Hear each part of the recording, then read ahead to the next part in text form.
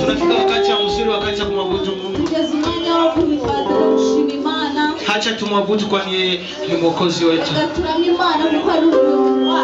Alitukumbania, alituangushia, alituwezesha. Wakati unaluka, anza kuona vile magonjwa kunatoka. Anza kuona vile unapata elevation. Anza kuona vile unapata kerizo. Anza kuona vile Mungu anakufanyisha mikubwa.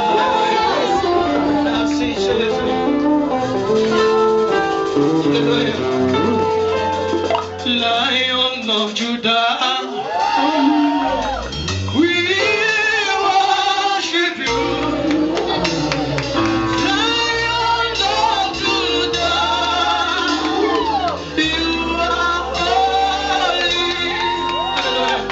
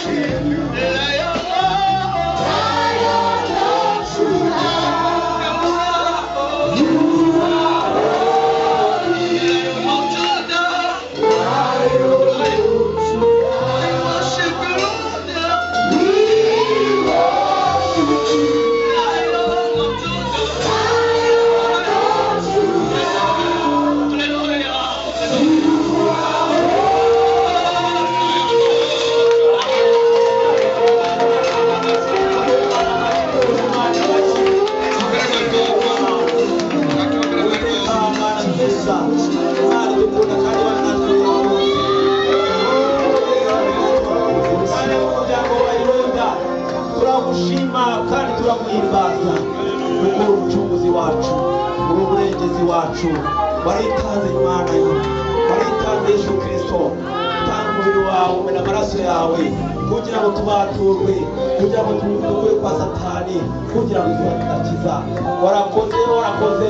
Natwe abahungu n'abakobwa bawe turateranye gucunga, turateranye dushinga izina ryawe, turateranye Imana tuvuga ibyo wadukoreye, tuguhimbaza Imana. Reka rero mukabona ko binagendeye kuri twebwe, mukabona nakomeza abane natwe, akomeze kutwigisha, akomeze kudusobanurira. Imana y'ugamaneka wamuhana tugaje tugire neza.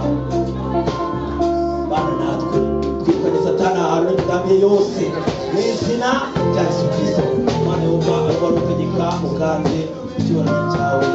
Imana y'uga imbaraga n'icyubahiro byose